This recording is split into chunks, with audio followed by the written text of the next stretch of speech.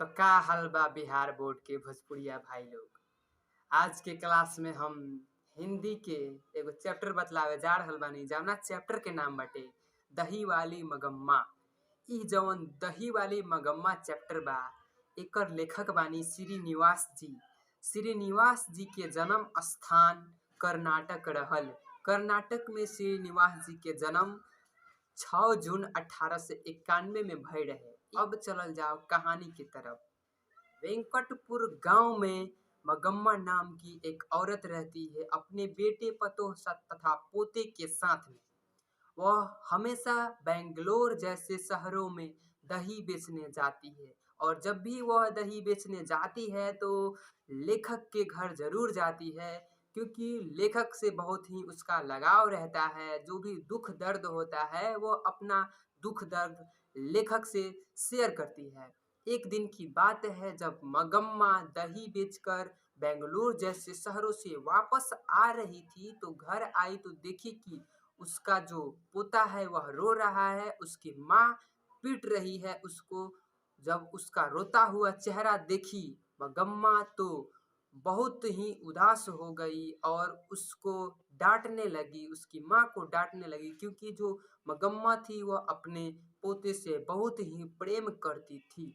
मगम्मा अपने पतोह से झगड़ा करने लगी, डांटने लगी, बोलने लगी कि तुम क्यों इसे डांट रही हो, जिसके कारण जो मगम्मा की पतोह है वो भी काफी ज्यादा झगड़ा करने लगी अपने सासू माँ से। और काफी देर तक जब झगड़ा हो गया तो झगड़ा बंद ही नहीं हो रहा था, तो लास्ट में मगम्मा का जो बेटा था वो शहर में रहता था, तो शहर से मगम्मा का पतोह यानी कि जो उसकी पतोह है वो अपनी मर्द को बुलाई घर पे, और मर्दवा को घर पे बुलाकर जब मर्द आ गया तभी सबका माँ बाप बात नहीं मान रहा है, तभी ये सब झगड़ा कर रही है।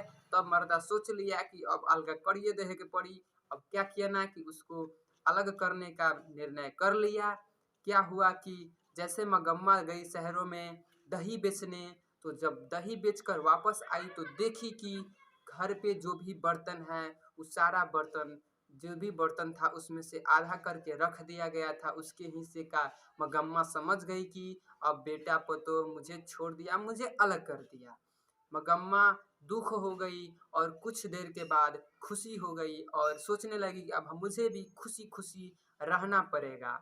मगम्मा सोच रही थी कि अब हम दही बेचेंगे तो जो भी पैसा मिलेगा, तो अब तो मेरा है कोई नहीं, तो क्या होगा पैसा। वह उस पैसे को अपने ऊपर खर्चा करने लगी थी।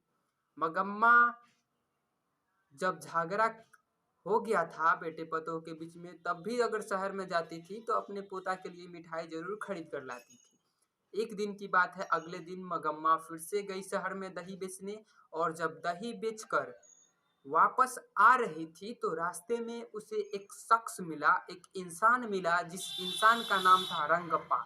रंगप्पा जो इंसान था वो एक नंबर का जुएरी इंसान था, बहुत ही पियक्कर इंसान था, दिन भर जुआ खेलता रहता था। मतलब उसका जो कैरेक्टर लॉस इंसान था, बहुत ही बेकार इंसान था रंगप्पा। उससे उसका भेंट हो गया।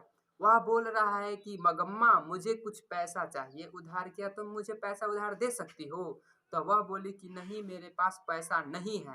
तो रंगप्पा बोला कि मुझे पता चला है कि तुम पैसों को मिट्टी में गाड़ करके रखी हो। फिर भी मगम्मा वहां से कैसे कैसे करके बचते बचते वहां से जल्दी से घर पे चले। यह बात उसके मगम्मा के बेटे को जब पता चला तो वो शर्म के मारे उनकी आंखें जो है झुक गई थी। बेटे पतोह आपस में बात कर रहे थे कि माँ को घर के सामने ऐसे ऐसे बातें सुनने को मिल रहे हैं, और वो लोग बहुत ही पछता रहे थे। जैसे ही माँ घर पे आ गई तो पोता को भेजे वो लोग कि जाओ और दादी के पास जाओ, मतलब कि समझाने के लिए कि हम लोग मान चुके हैं। वो पोते को दादी के पास भेजी और दादी पोते को गले लगाई, दोनों बात करने लगे। दादी बोली, दादी से बोला पोता मेरे लिए मिठाई लाई हैं, तो वो भी बोला हाँ लाए हैं। दादी उसको मिठाई दी और वो लोग मिठाई खाए, और जो भी बेटा पतोह था वो लोग खुशी खुशी रहने लगे। दोस्तों इस कहानी में ये तो जरूर एक पता चला होगा बात कि जब दूरिया बढ़ता है तो प्यार भी बढ़ता है। सेम यहाँ पे हुआ है, मंगम्मा जब दूर हो गई अपने बेटे पतोह से तो उनके बीच में प्यार उभरा, प्यार बढ़ा, जिसके कारण वह बहुत ही खुशी-खुशी से जीवन व्यतीत कर रहे थे। यह था इस चैप्टर का सारांश। इस चैप्टर में जो भी कहानी है वो क्लियरली, अब आप सोच रहे होंगे कि हम आप लोगों को क्वेश्चन और आंसर ऑब्जेक्टिव सब्जेक्टिव दिए थे, जो भी थीम था उस पे, तो यहाँ पे बतलाया नहीं जा रहा है। तो दोस्तों आप लोग सोच सकते हैं कि हम शुरू में ही बतला दिए हैं जन्म कब हुआ, मृत्यु कब हुआ। अब इस कहानी को अब आप लोग याद रखिएगा, एग्जाम में जाइएगा तो क्वेश्चन पूछेगा रंगप्पा कौन था, या फिर रंगप्पा के बारे में कुछ भी तो आप लोग बता सकते हैं ना, कहानी याद रहेगा तो। या फिर इस कहानी से रिलेटेड जो भी प्रश्न होगा, आई होप कि आप लोग बतला सकते हैं। मिलते हैं नेक्स्ट वीडियो में, तब तक के लिए मुस्कुराते रहिए, हंसते खेलते। जय भोजपुरिया भाई लोग।